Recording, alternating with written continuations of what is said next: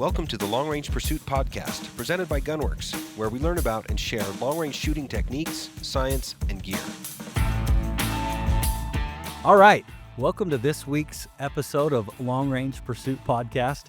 This is an episode I'm very excited to talk about. We've got a couple guests, a couple busy gentlemen in our industry, and have made some time to join us today. Very grateful for Austin Atkinson. He's a operations guru at Huntin. He's joining us somewhat remotely, much appreciated. And Brian Nezvik, recently retired director of Game and Fish for the state of Wyoming. So a couple very, very appropriate guests for our topic today. But before we dive into this topic of hunting and technology, gentlemen, Austin, why don't you go ahead and start and give us a quick intro about you guys and what you're up to these days. Yeah, thanks, Garrett. I'm Austin Atkinson, like you said. I reside in southern Utah, specifically in Cedar City, with my wife and my 6 children. And I love hunting, all things hunting. Work full-time for the Huntin service company, helping people draw more tags, go on more hunts, and navigate all the draw processes that we all get to deal with. So I've been fortunate enough to do a lot of volunteer work recently in the state of Utah, which is my home state, on various committees, working groups, and in Colorado recently as well, trying to help these states navigate the 21st century and see where we head. So appreciate being here. Awesome. Thanks, Austin.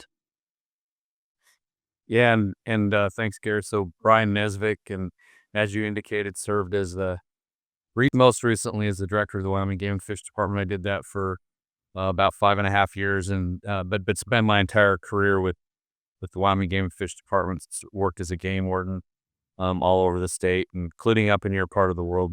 I was in Pinedale and Cody for a while, and a lifetime Wyoming hunter. I've lived in Wyoming my whole life. Moved here when I was 6 months old, so it's all I've ever known. And I also did a career in the National Guard, and so had lots of opportunities to. I've been shooting firearms since I was about, well, as long as I can remember anyway. I was a little kid when I started, so Sure. So yeah, I'm real glad to be here. Thank you. Awesome. Again, thanks, gentlemen. It's a busy time of year, and we appreciate it. This is a topic that's not going away, and it's getting a lot of buzz. And I will read you. I've got some print offs from various states. I probably haven't prepared more for a podcast than I have this one. There's just so much content to review. But let me read a couple excerpts from a couple different state agencies, and then we'll dig into this topic. I'll start with Utah's, as probably the oldest, from 2021. It says the Utah Wildlife Board tasks the DWR with establishing a technology committee to determine which new technologies and weapons should be allowed for hunting in Utah. The technology committee examines how technology relates to fair chase, ethics, and other criteria, and helps form recommendations for the Wildlife Board to consider how technology can be implemented into hunting regulations. Again, they help form recommendations for the Wildlife Board. And Austin's here today as he participated in that committee. Is that correct, Austin? Yeah, that is correct. It's actually a standing committee. Usually when Utah forms a committee, it has a term, they make the recommendations, and they dissolve the committee. This one is still active and still going. So most of the initial meetings are over, but it is still an active committee. Still active. Okay.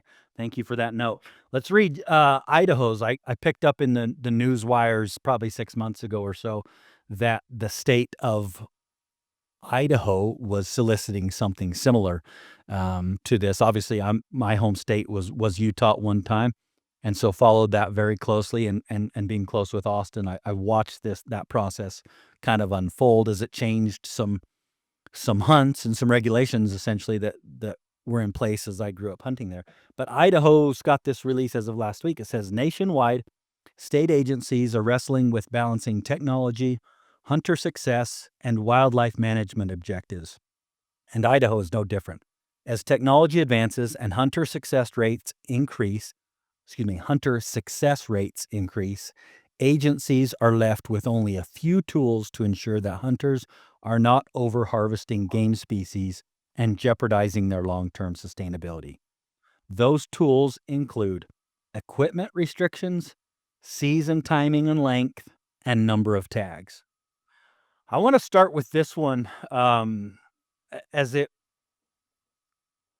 felt, and I'm not trying to judge anything here, but they mentioned that they felt like there was only a few tools to kind of solve some of these problems. And again, those tools they reference are equipment restrictions, which is what we're talking about, today, technology, season timing and length, and number of tags. So that is the introduction to what we're here to talk about this afternoon. And if you talk to 4 or 5 people, you will get 4 or 5 different opinions, and we're all very passionate about how long we want to be in the field, the equipment we use, where technology fits and doesn't fit. And so with that, Austin, let me go back to you and your time with the Utah committee, and why don't you open up for us and specifically on what the state of Idaho is saying here about these couple options that they're looking at to curb some of this.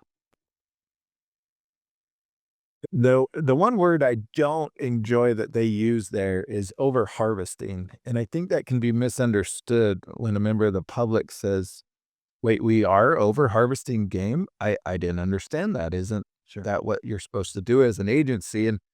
And when we went into it with Utah, it wasn't that we felt like we're killing too many animals or that we just can't keep success rates low.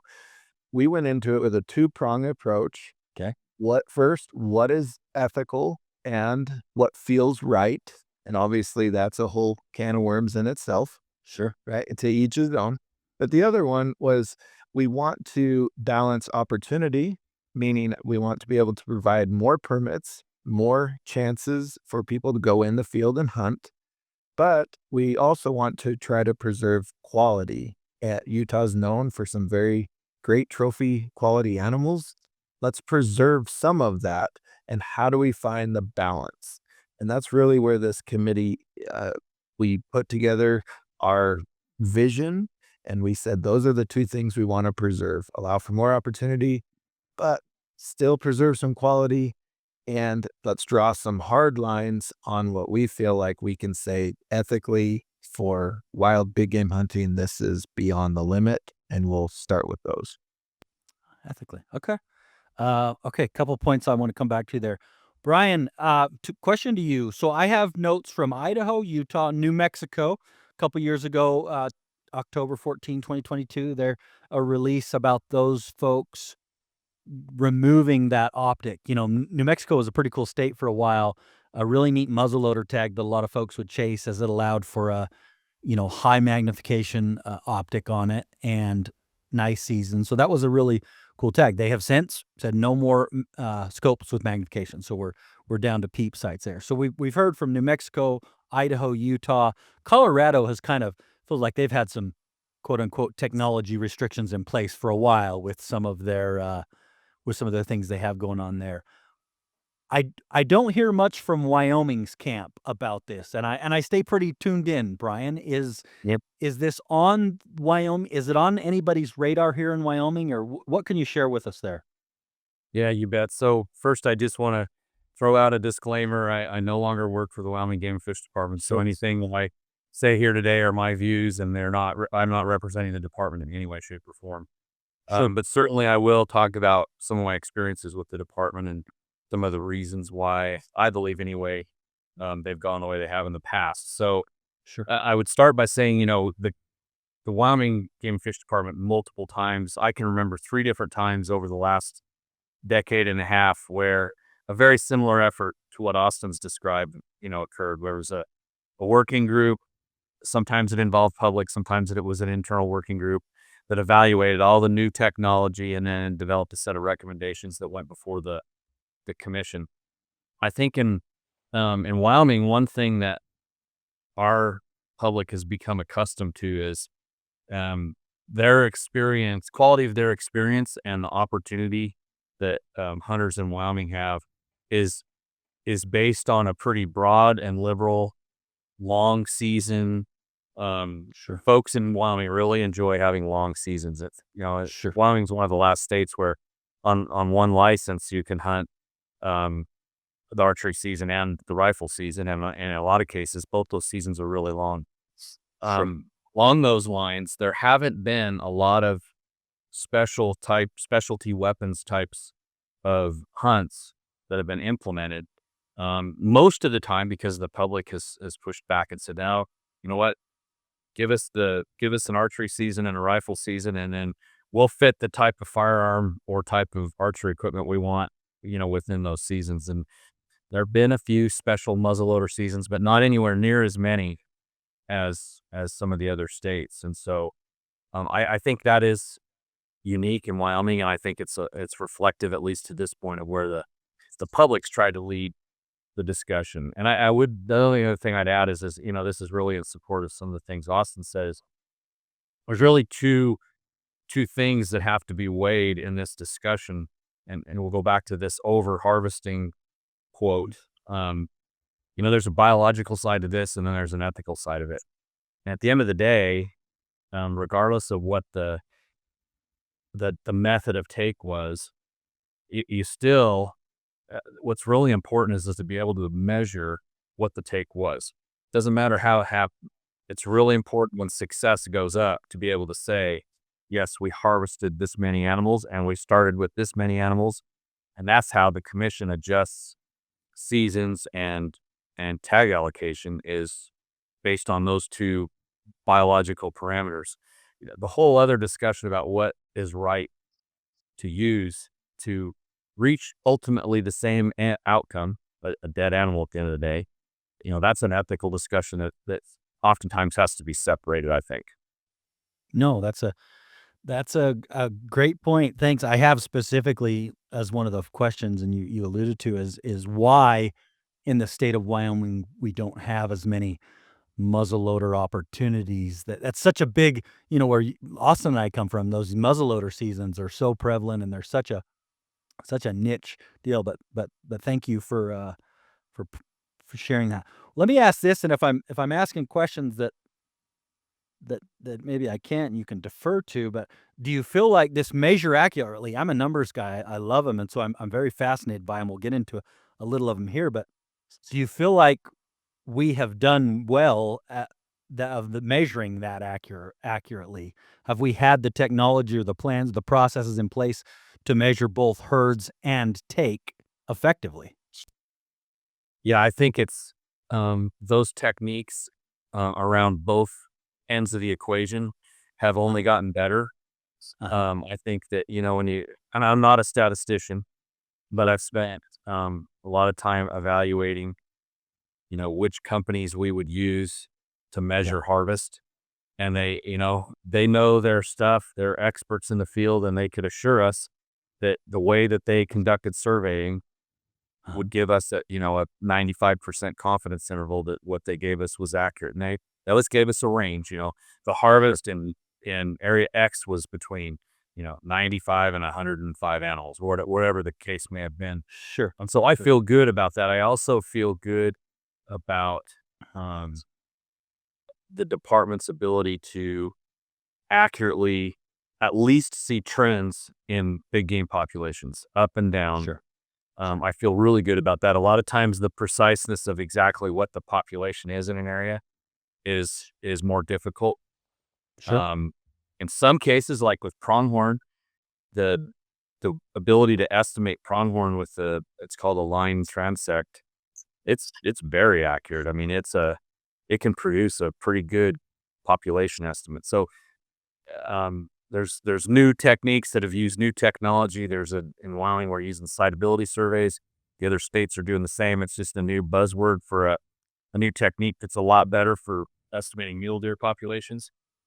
So bottom line is, over time, I think it's just gotten better and better. Awesome. Do you feel like do your agencies, right, in the Wyoming and Utah, do you feel like, are you guys all using similar technologies or processes, or is it a completely different science in different jurisdictions? Yeah, for the most part, there's a lot of similarities between the states. Okay. And the methods that they used. Now, when you start talking about objectives, those definitely vary from state to state. That's fair. That's Yeah. fair. That's fair. I get that. Well, Austin, going back to the Utah committee. So members of this technology committee represented the following groups and constituencies. Utah Regional Advisory Councils, there's 5, the Central, Northern, Southern, Southeastern, and Northeastern. There's Utah Wildlife Board, Archery Industry, Rifle Industry, Hunting Guides, Sportsmen's Groups, I'm guessing some conservation type, backed groups there, Public at Large, CWMU owners and operators. Brian, that is, and for our listeners, that's kind of the private land group of folks that they're in Utah, university researchers, and then hunters. So pretty broad group in terms of representation, Austin. What would you add to this? Did they get it right in having the right people in seats on this committee? It was a very diverse committee. We had some guys in there that only wanted to hunt with longbows. We had some guys in there that wanted to hunt with flintlock muzzleloaders. And then we had plenty of long-range outfitters that just wanted to make sure their clients connected at any distance. So It was a pretty diverse group. I'll say the first few meetings were very tense, very heated. Sure. My way is the right way type mentality. But as we met over the spring and summer of 2022, you start finding some common ground.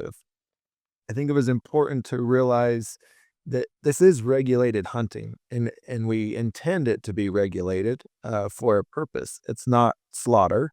It's not just harvesting of animals on the landscape. That's an entirely different conversation. And we try to take as much of the biology out of it. We love the Utah DWR and the work they do. We have to trust their degrees and their studies to an extent. We were not there to question, if the deer numbers are right or wrong or harvest. We did ask for mandatory harvest reporting. That came up multiple times. The public has asked for that, and it did finally pass. 2024 is the first year where mandatory harvest reporting of all big game permits, general season or limited entry, is required.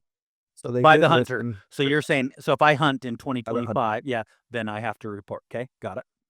You have to report. We had the statistics guys tell us it's accurate enough, it's good enough, that the public has really demanded mandatory harvest, and Utah now has it. Yeah. But we try to put that biology aside and say, what is our goal here? The two-prong approach I spoke about, and what can we do? We're not going to change the landscape. We're not going to change the weather. We're not going to change all these factors, but hunting as a regulated sport, we can change a few things. And like you said, but what you can change is pretty limited. Yeah. That's what we found. Yeah. Thank you. Good feedback there. How do we, so this legislating ethics, you guys have both brought that up, and how tricky was it? What's ethical to one person is not always ethical to somebody else, right? We understand there's a range there. And if I don't feel like, so for example, in some of the action items, I watched the video that and I forget the gentleman's name, I apologize, with the DWR. He recorded basically what some of the findings were, and he went through, it's about a 13-minute video, but there were some restricted weapons that came out, one of them being archery. And if you jump in and correct me if I've got my notes wrong here, Austin, but what is restricted archery? So restricted archery tackle would be single string recurve or longbow, and it must not have sights, cables, pulleys, cams, or attached electronic devices. And I'm thinking to myself, I know, as obviously our feathers get ruffled around here at Gunwerks when we start attacking technology, right? We're a technology company, and we would have been the ones in the meeting, screaming about how we need some of these things, right? That's no secret there. But as we start to think about ethics, and I spend a lot of time, not as much as I'd like, but a lot of time outdoors. I'll spend a lot of time on general units. I've got stories down on Mount Dutton there, Austin, at one of the neat units down in central Utah, and watching these folks. And here I'm judging this gentleman's ethics. He's lobbing shots at, he shot an entire box of ammo at this one deer that I watched, which told me, and it was probably only 600 yards. I don't say that arrogantly, but we all know with today's equipment, with a rifle, with an optic, 600 yards, if you can't do it in 2 shots, you've got something completely wrong, right? You don't understand your equipment or the conditions. This individual clearly did not, because I just literally watched these shells just rain all over the place. And so here I'm judging. I didn't think it was ethical what he was doing. I mean, a 600-yard shot, I know we'll train 1,000 people here this summer that when they leave are well within the right to shoot 600 yards. I've seen it and I've watched it in tricky left to right winds and switching winds. And for those guys, it's ethical. But back to this, did you find it hard about the decision between what you determine is ethical and what I determine is ethical and what Brian determines is ethical? I can see this being just an ever-evolving discussion. I'll make sure to speak for myself here and not on Yeah. behalf of the entire city Yeah. committee, but Sure. the ethics discussion, we almost pushed aside. We looked at Pope and Young's statement and Boone and Crockett's statement on fair chase and ethic hunting practices. Mhm. We said, those are good. We want to see an animal have a chance to get away. We want to see a reasonable, limited season. That all makes sense. But we were still left with the question, and we get accused of this all the time. You regulated your ethics on top of me saying that this is the way I should hunt, and that doesn't feel right. And that is not the intent at all behind any of these new restricted weapons or any of the changes. Okay. The problem was I can't provide enough hunting opportunity. I'm killing too many animals. My harvest is sustainable, but I have way too many people that want to come in. So the demand versus supply problem comes into effect extremely in Utah. There's way too many people, way too many hunters. So we were left with what can we do? And so I do believe in those things you mentioned: season timing and length, cutting the number of permits, and equipment restrictions. Those are kind of the big 3. So if I asked you, Garrett, what do you do? How do you do that? Now, us that hunt out of state all the time and have plenty of funds to go find a tag somewhere, it's different, right? Because we can find a hunt if I don't draw in my home state. So we tend to think, oh, I'm okay waiting a few more years for a tag because I'll just go to Alaska and hunt this year. But what if you're that guy that can only hunt in your home state and you can't get a deer tag year after year? What do you do for that guy so he can go in the field? And that's where all these new options came up. It wasn't Okay. that this is a superior way to hunt, or you shouldn't hunt with a scope, or you shouldn't shoot 5,000 yards. None of that. It's like it was options. Gotcha.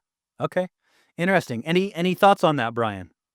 Well, I do think that there are some ethics that can be legislated, and for the most part, it's widely accepted. And then there are some that you just can't legislate ethics. Sure. I'll give you an example. So most folks solidly supported when we said it's illegal to go use a drone to locate animals to go hunt.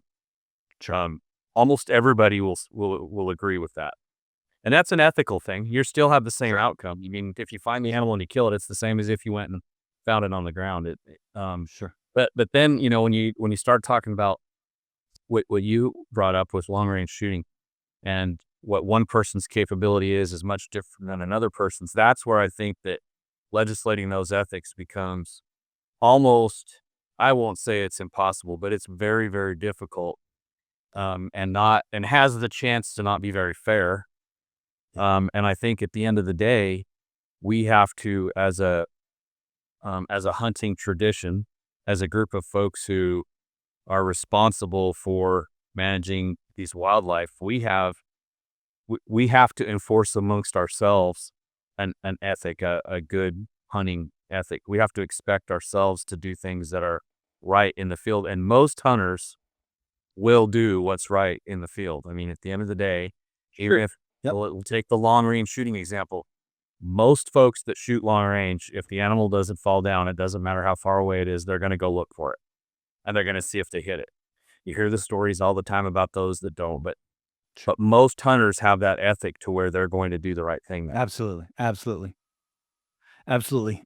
Great point. Thank you for that. Thank you for sharing on that. And I couldn't agree more.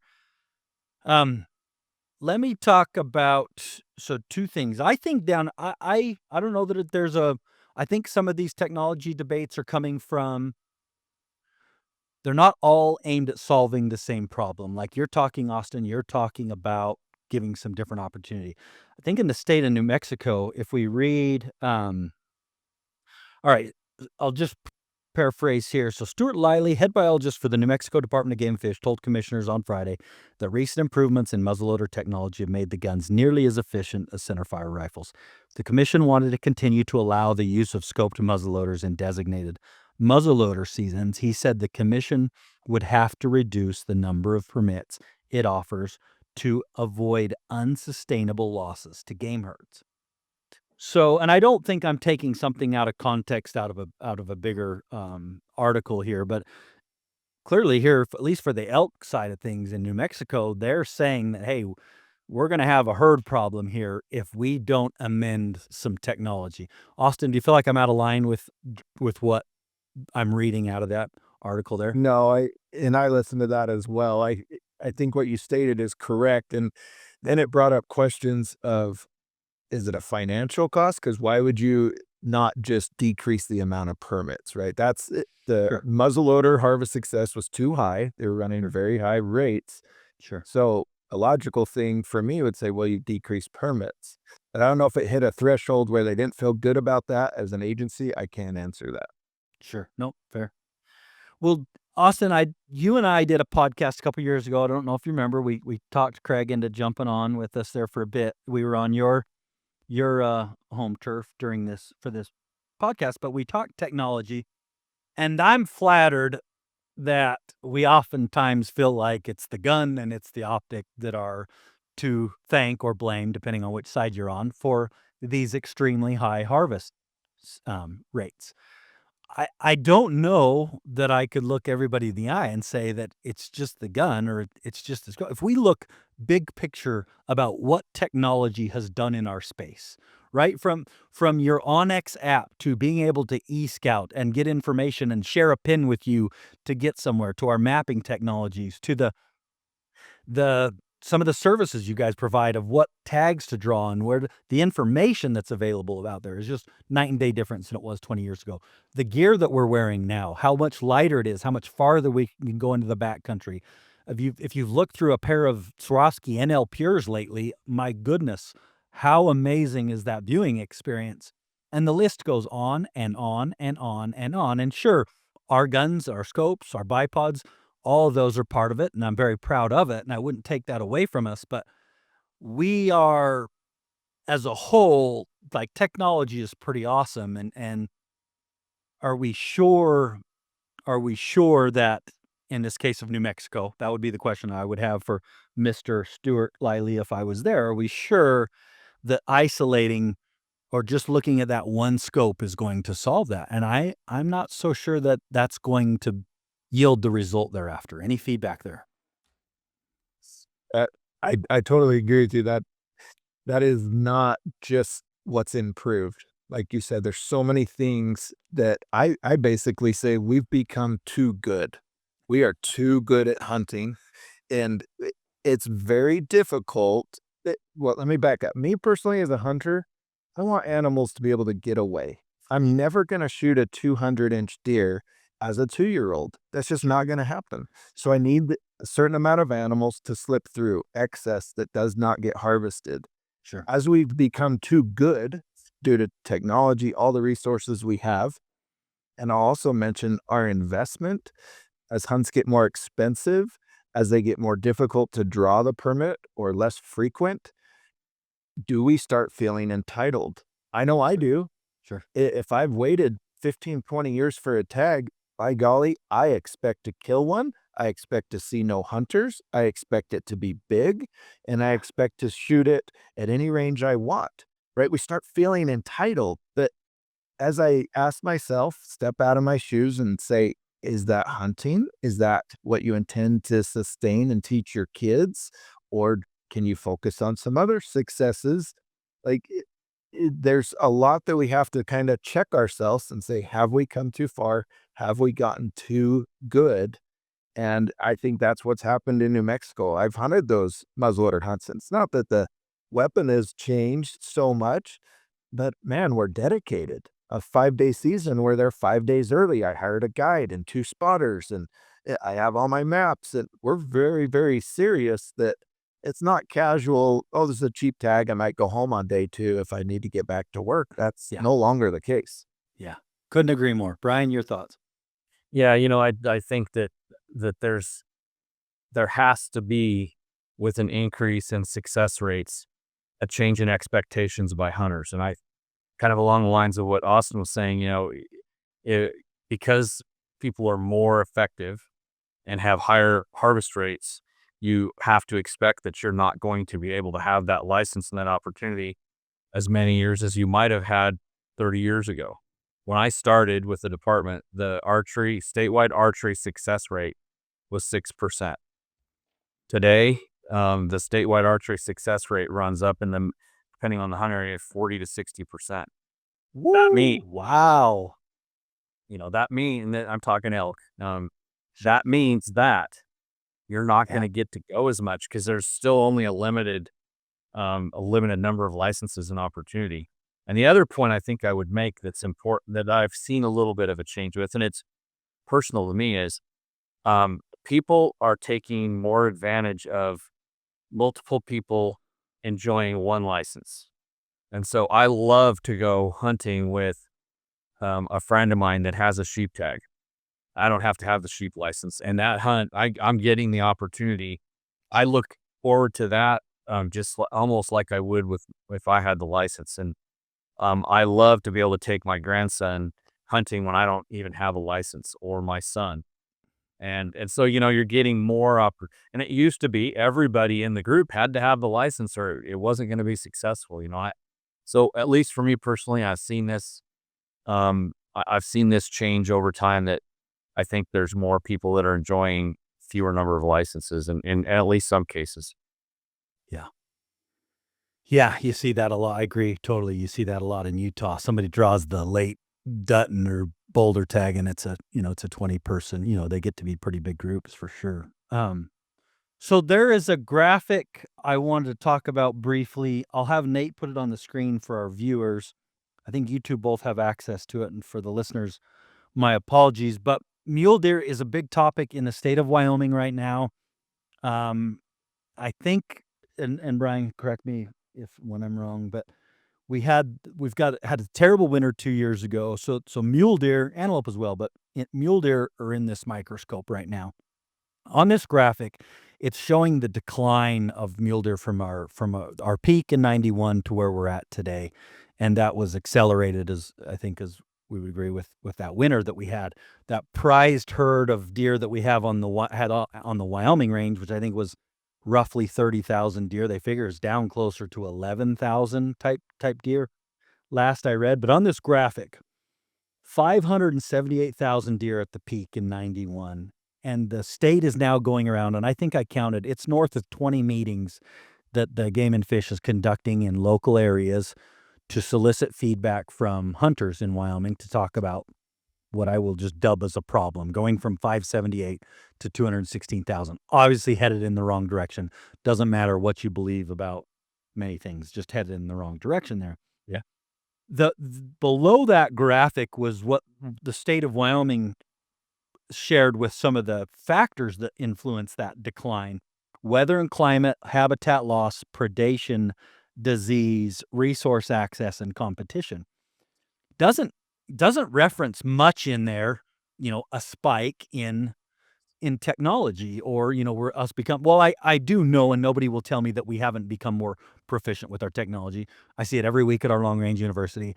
I'm lucky to have thousands of people roll through here, train with us, go out on a hunt, and I get to see that successful email.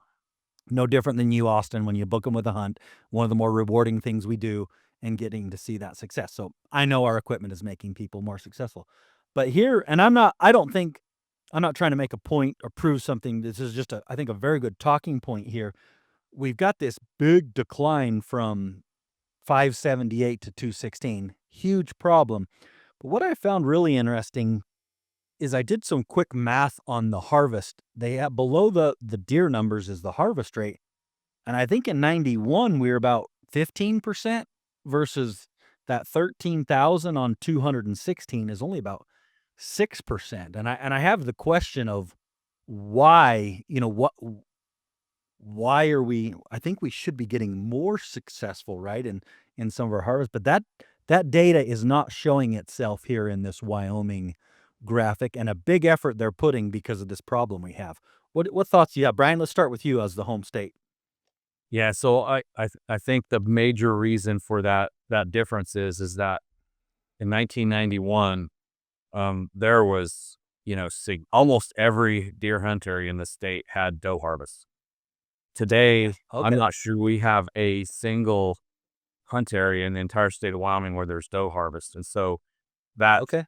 that doe harvest, I think, is what the big difference is. And that leads to a more important point, and that is that today, because the harvest is only focused on bucks, hunting does not have a population impact. Hunting is not the cause of a decline in mule deer, because when you hunt only the male of the species, you're not controlling that population. It's being held back by other factors. Now, hunting bucks can affect the quality of experience. You may not see as many bucks, but for me, biology 101, one buck can breed 20 does. You only need 10 bucks per 100 does in a population to have it continue to reproduce. And so I think that those are a couple thoughts I have. Wow. Okay. Great point. Thanks for pointing out on that. That's a good note on that 87,000 number there. Austin, what are your thoughts? I think you're right. Technology is not hurting the mule deer herd near as much as other factors, if at all. Mhm. That I still have to come back to that point of, well, what do we do then? Because hunting is a reactive thing. You tell us what the herds are doing. We'll look at the excess surplus of harvestable bucks, and then we will set permit numbers based off that. So hunting is after the biology. I agree with Brian there. So what do we do? What can we restrict? And we had that in the Utah technology first meeting. We said, well, let's just take everybody's hiking boots away. That's going to way cut down on harvest success, right? And then it was said, well, let's just tell everyone they have to walk from their house. I mean, illogical things, Sure. but it would have the desired result. Everybody could go hunting. We could all have tags and there'd be big bucks running around. Sure. But when you really get down and say, what can I actually regulate that is not obscene? It's really hard to regulate what's in their camp, what's downloaded on their phone. There's certain things like, okay, thermals, drones. Yes, let's regulate those out. We can manage that. We can enforce it to an extent. But how do you regulate how someone finds success on a hunt? It's tough, and there's so few things you can actually do. And so a lot of the changes that were made, like taking electronics out of a scope, that was a big one. People said, well, why'd you do that? It doesn't make a scope any more effective mechanically. It's not changing the zoom. It's not doing any of that. Sure. And we were trying to look forward, right? It was called the Emerging Technology Sure. Committee. So now we're seeing AI and electronics come into binoculars. Well, is that coming into scopes next? And, where's the line, and what can we control and get ahead of versus what we can't control or regulate? Because you need your boots, Garrett. I know you need your hiking boots. Sure. Yeah, absolutely. Absolutely. Wow. Yeah. No, that's good stuff. That's good stuff. Well, let's back to this question because that's a big deal. I mean, Wyoming, we're a gem there's a lot of allure and romance associated with coming out west to Wyoming, in our backyard, Brian, and hunting these mountains. And like, what is, getting off topic a little bit, how are we going to turn this mule deer thing around? Yeah, I think at the end of the day, the big picture ways to create more mule deer are to address those things that are holding them back. And again, it's not hunters. Sure. I've watched this change. I've lived here, I told you, my whole life. I've seen this massive change in the amount of cheatgrass that covers up a whole bunch of our state. And where you have cheatgrass, you do not have good mule deer habitat. Mule deer like bitterbrush and forbs and sagebrush. And we've had a significant, I call it the cancer of Wyoming. This cheatgrass thing is a big deal. And people have a hard time seeing it. They look out there and it's grass, what's wrong with grass? But it's bad grass and it creates monocultures and it's just bad. I do think that we're developing more and more information that indicates elk are out competing mule deer. There's some great research that indicates mule deer avoid those places where elk are, and that mule deer that spend more time close to elk are less fat. And a mule deer's entire life cycle is based on how much fat they can put on in the summer and the fall. I think addressing those two things are big picture, long-term ways to try to reverse this trend. There's not a lot right now that we know to do with CWD. It is having population level impacts in certain herds in Wyoming, but we don't have any way to deal with it. There's no silver bullet to fix CWD. I do think that looking at the way that we develop, this is probably the case in Utah, and I know it is in Idaho. I've seen housing developments go right in the middle of big chunks of mule deer winter range. I lived it when I was in Pinedale. I think we can be smarter in how we zone and how we authorize development.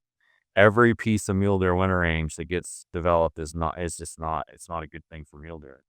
Never goes back the other way.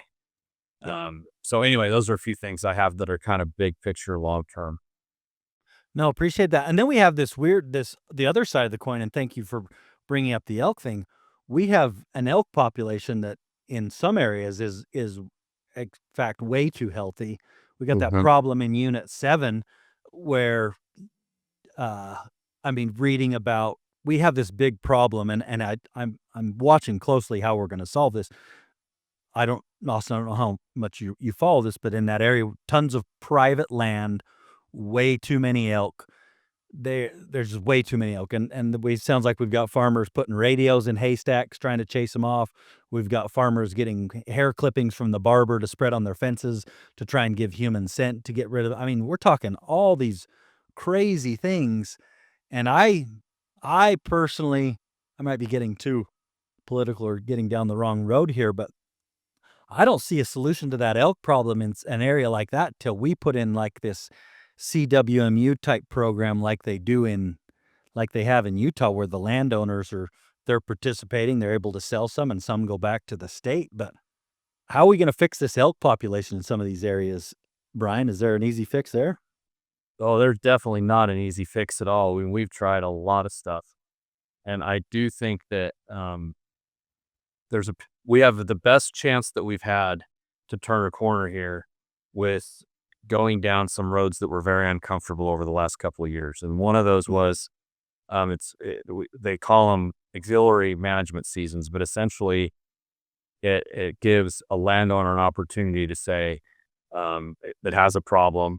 They get allocated 50 licenses for cows as an example, and they get to pick who uses those licenses. They don't get to sell them, but they get to pick who uses them. I'm looking out my window right now at Area 7. I live right in Area 7. Okay. And so I've seen this change this year. There's unlimited cow-calf licenses. So anybody can go buy as many cow-calf licenses as they want. And so those folks that do have the access on private land aren't limited. They can harvest as many cows and calves as they want. I think those two things are going to really help. There's a chance at least to turn this corner, that pressure is going to have to stay on. I remember seeing this before with mule deer, believe it or not. And I remember when I was a kid, when I was in high school, 86, 87, Wyoming, you could get 13 deer licenses. And only one or two of those were buck licenses. And the rest were fawn. And this area that I live in right now, back then you could have harvested 2 or 3 dauphin every year. And so things change, but I've seen this cycle before, just with a different species. Yeah, absolutely.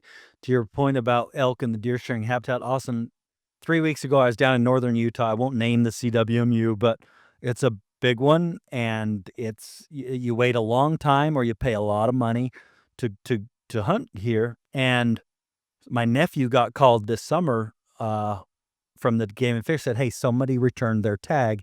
You're next up. Would you like it?" That happens in Utah, Brian. There's a Okay. reserve list. If somebody turns it in, they call the next one. So they called up Mac. They called my nephew, and I said, "Yeah, take it." Understanding that we had the hard winter and this area was going to be affected by what the Wyoming range mule deer were affected by, but I just felt like he had so few points and he wasn't going to draw again for 20 years. Let's roll the dice. Let's do it. I said, "Take it." So I went down, spent a couple days down there, and I was blown away at how many mule deer we did not see in those couple days. We're talking hundreds of thousands of acres, but we saw elk. All we saw was elk all day. And as I got word from the biologist after, they're supposed to have about 2,500 elk, and they're running about 6,000 elk. And he said exactly what you did, Brian, to your point, that those two don't always mesh real well in terms of the elk are doing real well.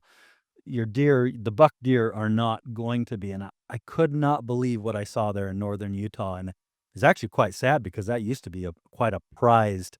And I don't know how they'll turn that. How do you get rid of, if you're supposed to have 2,500 elk, how are you going to get rid of 3,500 elk? That's a hardy animal. So something for your technology committee to solve, Austin, it sounds like. Might be a little out of our purview there, Garrett. But Well, pull it in. Pull it in. Well, guys, we've spent about 45 minutes today, talking about some really neat topics. I think some takeaways are every state is obviously very unique. In fact, every region's unique, right? Just down the road in Jackson, decimated mule deer, you go a little ways away and those herds are better. And I don't think there's a one size fits all. I think, as while I don't quite agree with how New Mexico is approaching it, I think maybe they could use a little support in some areas. I think there are some groups that are asking the right questions. Doesn't mean they're always going to come up with the right answers. That's a very different thing, but they are asking, some of the right questions. Any final thoughts or feedback or questions from you guys? I can give you my opinion. Okay. I love technology, right? I'm a millennial. I'm younger, generational. I go up against these committees, against guys that have hunted a long time, much longer than me, and I appreciate their wisdom. The one takeaway I have from them is I want to be able to go hunting. I want to go with my family. I want to teach my kids how to hunt. And as much as I love technology, I've got a Nexus in my truck right now, a 300 PRC, and it's locked and loaded, ready to go for this upcoming hunt. I love it. And I want to be as efficient and trained and able as I legally can on any hunt that I go on. Yeah. I pride myself in making a clean kill, finding success, and packing that animal out. I love that. And I do not intend to push my values, morals, or way of hunting on anybody. That was not the purpose. But I am trying to look forward in the hunting industry as a hunter, not as a biologist, but as a hunter, and say, how am I going to ensure this pastime survives, that new hunters can come into the sport, that they can find success, and success might not equal a big dead buck at long range. And that's okay. And I have to be okay with that. I have to accept shorter seasons. I have to accept a limited weapon, knowing that I might miss or I might not even get a shot, and that's going to be okay because I might get to hunt next year. So I would ask that listeners check themselves, question themselves, and say, what am I okay with? And how am I going to sustain this sport for future generations if we're all so good that permit numbers equal harvest right out of the gate when set by the states? That's what I do not want. So that's kind of my overall take on it. Thanks, Austin. Yeah, I think what I would tell you is I'm not a millennial, but I love my laser rangefinder. And I'll tell you what, that's one of the greatest things that's ever happened as far as having ethical, clean kills. I love my scoped high power rifle. Beyond that, I don't need a whole bunch of gadgets. It all comes down to what the individual quality of experience, how that manifests itself. How do you, because I think everybody would agree all your listeners are going to agree that this wildlife management technique of hunting is extremely important to all of us. And we need to be able to maintain the institution, the tradition, the heritage of hunting in our western states. And at the end of the day, I really applaud what Utah's doing, because, it's very similar in most states. Wildlife is owned by the state.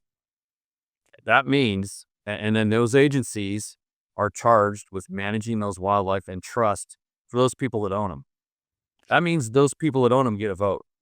They have a chance to weigh in on how those animals are managed and in what ways they're managed. And going back to this whole technology thing, people need to be involved, like this committee that Austin's on, to help shape public policy so that it's reflective of, the general wishes of those folks that are gonna go out and exercise and use those licenses.